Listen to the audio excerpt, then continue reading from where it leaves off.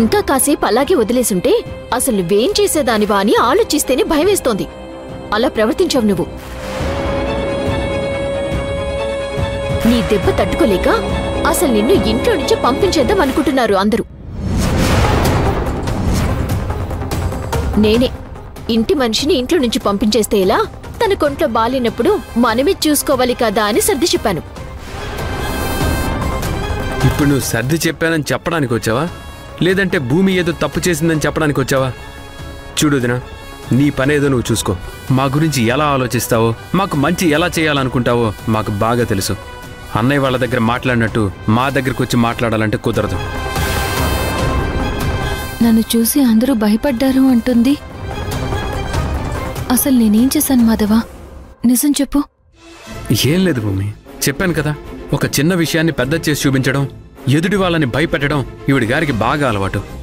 తన మాటలు పట్టించుకుంటే ఎలా? అదేంటి మాధవ్, ఉన్న విషయమే కదా మాట్లాడుతున్నాను. ఏంటి ఉన్న విషయం? ఏం జరిగింది కాబట్టి? తనకు ఆరోగ్యం బాగోలేదు, ప్రశాంతంగా ఉండాలని డాక్టర్ చెప్పారు కదా. మళ్ళీ వచ్చి అది చేసావు ఇది చేసావు అని మాట్లాడి ఎందుకు తనని ఇబ్బంది పెడుతున్నావు? అంటే మేం ఇబ్బంది పడినా పర్వాలేదా? మిమ్మల్ని ఇబ్బంది పడమని ఎవరు చెప్పారు? తన వల్ల ఎవరికి ఎలాంటి ఇబ్బంది రాదు. తనని వదిలేస్తే నేను జాగ్రత్తగా చూసుకుంటాను. మీరొచ్చి పరామర్శించింది చాలు, వెళ్ళండి. వెళ్ళండి. ఏదో మంచి చేద్దామనుకుంటే మీరిలా మాట్లాడుతున్నారు. నేనేం చేస్తాను? ఇప్పటికీ మీరు చేసిన మంచికి ఇల్లు 2 ముక్కలైంది. ఇంకా మంచి చేయాలని చూస్తే ఇంట్లోనే లేకుండా పోతాం. అయినా ముందు నేనేదో మాట్లాడడం, మీరేమో అన్నయ్య దగ్గరికి వెళ్ళి మాధవ్ అలా అన్నాడు ఇలా అన్నాడని రెచ్చగొట్టడం అవసరం ఇదంతా? నా భార్య మంచి చెడ్డల గురించి నేను చూసుకుంటాను. దయచేసి వెళ్ళండి. మాధవ, నిజం చెప్పు. అందరూ ఎలా ఉంది అని అంటున్నారు. అలాగే వచ్చేసి నేనేదో చేశానన్నట్టు మాట్లాడుతుంది. అసలు ఏం జరిగిందో నాకు గుర్తు లేకపోవడం ఏంటి? తన మాట వింటావా నా మాట వింటావా? నువ్వు ప్రశాంతంగా పడుకో భూమి. అది కాదు మాధవ. అరే పడుకోమని చెప్తున్నాను కదా, పడుకో.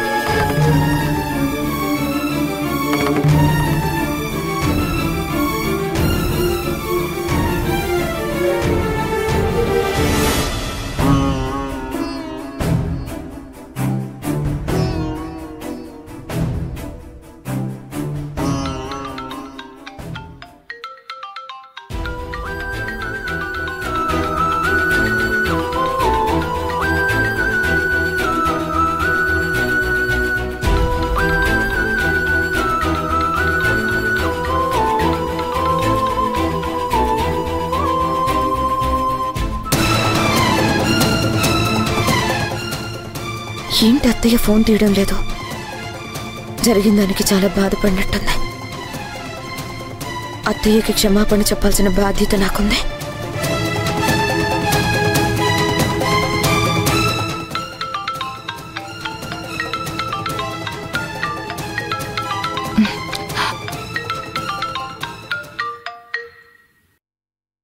హలో అత్తయ్య, ఎందుకు మళ్ళీ ఫోన్ చేసావు? చేసిన అవమానం సరిపోలేదా, లేదా మళ్ళీ పిలిచి అవమానిద్దామనా? అత్తయ్య, జరిగిన దానికి ఇంట్లో అందరి తరపున నేను క్షమాపణ చెప్దామని ఫోన్ చేశాను. మీ విషయంలో అలా జరిగి ఉండకూడదు, కానీ జరిగింది. అప్పుడు మేమున్న పరిస్థితుల్లో ఎవరూ ఏం చేయలేకపోయాం. తను అలా ప్రవర్తించడం వల్ల మీరెంత బాధపడి ఉంటారో నేను అర్థం చేసుకోగలను.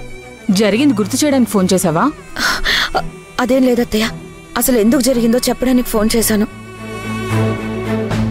భూమి ఆరోగ్య పరిస్థితి ఏమీ బాలేదు. దానివల్ల తను అలా ప్రవర్తించింది. తన వల్ల మీరు బాధపడ్డారంటే మేమందరం కూడా మిమ్మల్ని బాధ పెట్టినట్టే కదా. అందుకే భూమి తరపున మా అందరి తరపున మళ్ళీ మిమ్మల్ని క్షమాపణ అడుగుతున్నాను. ఇంత జరిగిన తర్వాత ఇక ఈ పెళ్లి జరగదు అనే మాట మాత్రం ఉండొద్దు. మనం అనుకున్న తేదీకే ఈ పెళ్లి జరగాలి. మేం జరిపిస్తాం. మాట చెబుతున్నారు, నిలబెట్టుకోవడం లేదు. ఆ రోజు నుంచి ఈ రోజు వరకు శౌర్య నా కోడలని నా మాట మీద నేనున్నాను. ఈసారైనా మాట నిలబెట్టుకుంటారా లేదా అనేది మీ ఇష్టం.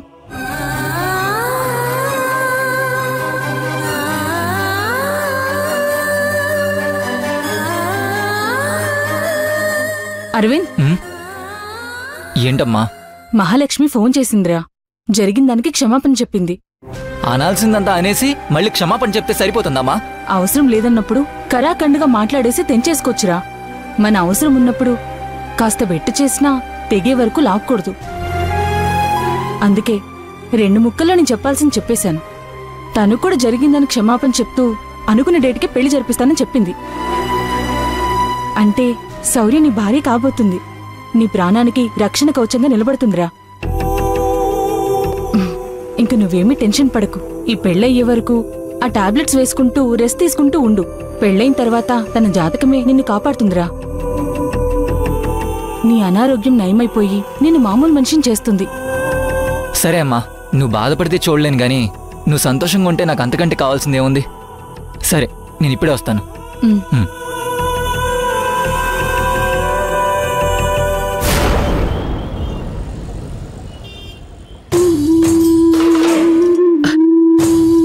అక్కడ ఏం జరుగుతోందో తెలియడం లేదు.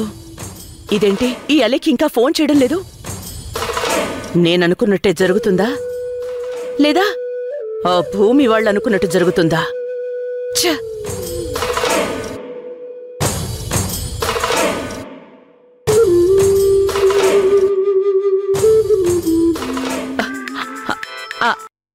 అలేఖ్య, నీ ఫోన్ కోసమే ఎదురు చూస్తున్నాను. అక్కడ ఏం జరిగిందో ఏంటో అర్థం గాక టెన్షన్తో చచ్చిపోతున్నాను. శౌర్య పెళ్లికి సంబంధించిన డేట్ ఫిక్స్ అయిపోయింది. ఆ అరవింద్తో తన పెళ్లి గ్యారెంటీ. మనం అనుకున్నట్టుగానే అన్ని కరెక్ట్ గా జరుగుతున్నాయి. మనం అనుకున్నట్టే జరుగుతోంది అంటే ఆ భూమి ఏం అడ్డుపడలేదు కదా? అది అడ్డం పడకుండా మీరొక దారి చూపించారు కదా. ఆ డాక్టర్ ఇచ్చిన ఇంజెక్షన్ వల్ల భూమి చాలా హైపర్ గా బిహేవ్ చేసింది. దానివల్ల దాన్ని ఇంట్లో నుంచి పంపించే పరిస్థితి కూడా వచ్చింది.